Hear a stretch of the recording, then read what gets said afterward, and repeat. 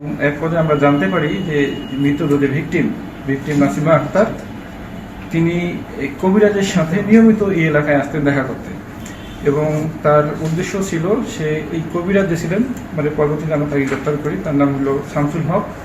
সেই কবিরাজ তাকে বিভিন্ন ধরনের প্রলোভন দিত, এবং কবিরাজ শুধু এই ভিকটিমকে না, আমরা যে তথ্য পেয়েছি, সে এরকম বিভিন্ন জনকে প্রলোভন দেখাইত। প্রলোভনটা ছিল যে স্বর্ণের পুতুল বা স্বর্ণের কলসি। এটা হয়তো আপনারা অনেকেই জানেন, এরকম ঘটনা শুনেছেন যে এই প্রলোভনের মাধ্যমে হয়তো অনেকে প্রলোভিত করে এবং বড় অঙ্কের টাকা পয়সা তার প্রতারণার মাধ্যমে নিয়ে নেয়।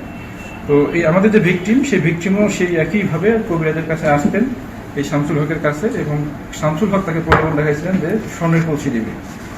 তো এভাবে প্রায় 1 বছর ধরে তাদের মধ্যে উভয়ের মধ্যে পরিচয় ছিল। মৃত্যুদেহ আমাদের যে ভিকটিম এবং যে আসামি শামসুল হক, এদের মধ্যে প্রায় 1 বছর ধরে পরিচয়, এবং প্রায় 6 মাস ধরে তাকে এই প্রলোভনটা দেখাইছিল যে তাকে স্বর্ণের কলসি দিবে, এবং বিভিন্ন সময় তার কাছ থেকে, ভিকটিমের কাছ থেকে শামসুল হক অনেক অর্থ প্রতারণামূলকভাবে নিয়ে নেয় এই স্বর্ণের কলসির কথা বলে।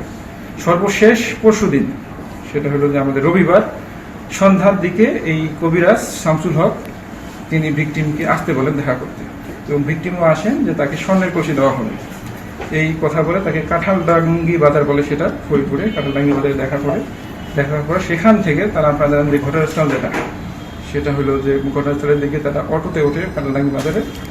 অটোতে ওঠার পর সেখানে কিছু দূর যাওয়ার পর, মানে পাকা রাস্তা যতটুকু আছে সেখান পর্যন্ত তারা নামে, ওই ভাতুরিয়াগামী যে রাস্তাটা আছে সেখানে নামে। ওখানে একটা মাজার আছে। তো এই কবিরাজ বলে যে সেই মাজারে গিয়ে আমাদের ওখানে মানত করতে হবে। তো মহিলাটাকে, আমাদের ভিকটিমকে ওখানে রেখে সে মানত করতে যায়।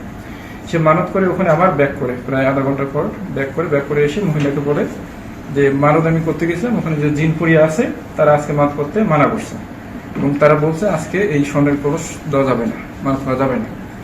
তো যেহেতু যে ভিকটিম ছিলেন, ভিকটিম টাকাও নিয়ে আসছিলেন, এবং ভিকটিম আজকে এর আগেও টাকা দিচ্ছেন, এবং এই সর্বশেষ মানে পরশুদিন সর্বশেষ যে দেখা হয় তাদের সাথে কাঁঠালডাঙ্গি বাজারে যখন অটোতে ওঠে, তখনই এই ভিকটিম এই কবিরাজকে 30,000 টাকা দেয়।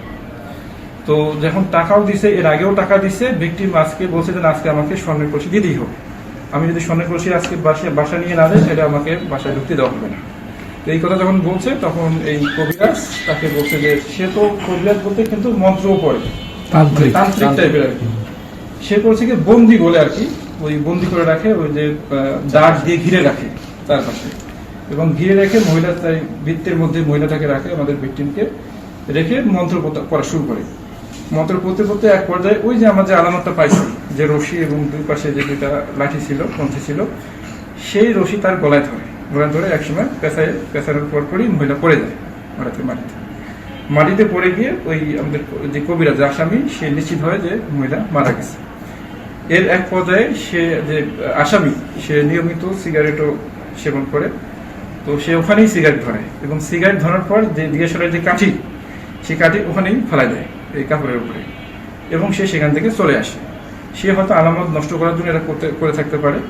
তো সে চলে আসে, কিন্তু যে আপনারা জানেন যে ভিকটিমের শরীরে যে কাপড়টা, বোরখাটা ছিল, সেটা কিন্তু সিনথেটিক টাইপের ছিল, এবং যেহেতু মাটিতে পড়া ছিল, হয়তো কোনো কারণে এটা পুরোটা পুড়ে নেয়।